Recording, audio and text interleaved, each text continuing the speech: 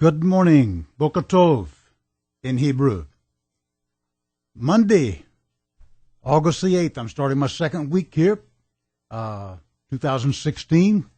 Glad you joined me for another session of Truth or Tradition.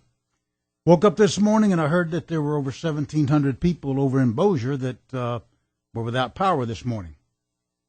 Bossier schools started back this morning. My youngest son is a senior at Airline this year, and so he's got his first day as a senior today.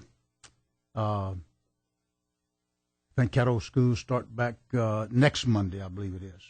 But anyway, I'm here live in the studio. Glad you've joined me. I hope that you'll stay with me in these sessions and invite your friends and family to join in as well. I want you to understand one thing about what I'm trying to do and in my teaching here.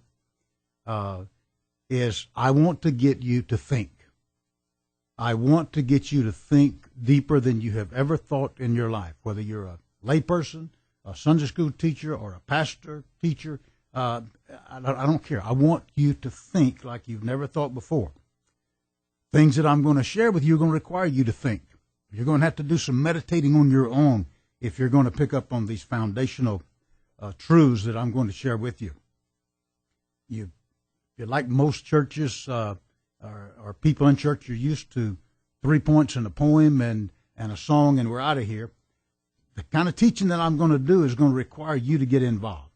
Okay, my attempt is to share sound doctrine, and Paul warned us that the days would come when men would not endure sound doctrine, but would heap to themselves teachers having itching ears. Quite frankly, I'm going to tell you that that's what I saw 40 years ago when I was pastoring, that's what most people were doing. They wanted somebody to tickle their ears, tell them that what they believe is right and all other denominations are wrong, and marry their children and bury their dead. That's typically what they wanted. That, by the way, is the reason that I left the church 30 years ago and stayed out of it, because I came to a point that I realized that Christians did not want sound doctrine. They did not want to be taught anything other than what they already believed. And, of course, I'm back now and doing everything I can to lead our churches, and again, of all denominations. I don't care. I'm not denominationally affiliated, but to lead in revival, because I do believe, as I've said, that our country is on the verge of destruction, literally falling as a nation, unless there is revival in our country. So, I'm glad you're with me.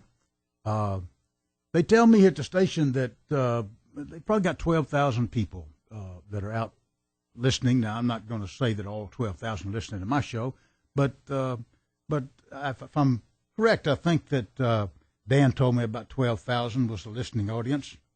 And I come on here and I got 30 minutes to try to share some truths with you, but I can't begin to really share truth until I tear down some false things that you've been taught, and 30 minutes is just not much time to do it. You know, they tell me CenturyLink seats about 12,000 people over there. Sure would like to be able to get all of you at CenturyLink, all the pastors in the area, all the teachers in the area, everybody that wants to learn, where I could just spend some days in sharing Scripture with you to kind of have us reboot a little bit. But to say, I left the ministry 30 years ago, and I've just came back, hoping that now maybe, just maybe, because people are beginning to see the condition of the country and quite frankly the condition of our churches, that maybe there's some people out there now that are willing to look at some things in a way that they weren't willing to look at them 30 years ago when I left the ministry. As I lay this out with you, you're going to have to go back and listen to some of the tapes again. They will be available, as we say, on our website, ShreveportMessianics.org. And we're going to link those as soon as Rick is able to get that up and done. I don't do that technical stuff, but you'll be able to go back and listen to these, and some of them you're going to need to listen to several times.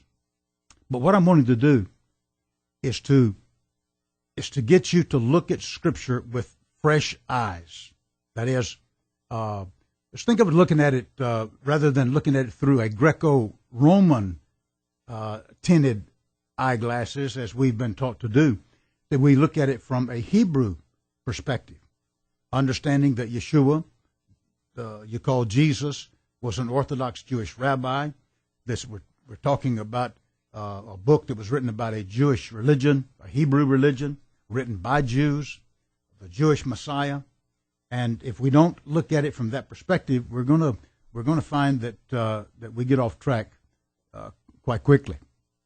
So, what I want to talk to you about today, and it's kind of interesting. School's getting ready to start back. Like I say, my son started at Airline this morning.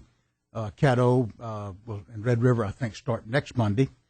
And what they'll teach you in school is you have to be careful about something called confirmation bias. I don't know if you are familiar with that term. Those of you who are teachers and all out there will. Confirmation bias. What that means is, and they'll tell the students, when you're taking a test, you want to be very careful that you read the entire sentence very carefully, and sometimes read it 2 or 3 times before you jump over and mark the answer. Because sometimes you'll start out, you'll glance at a question, and you'll say, "Oh, I know what they're asking, I know what the answer is," and you jump over and give the answer and get it wrong.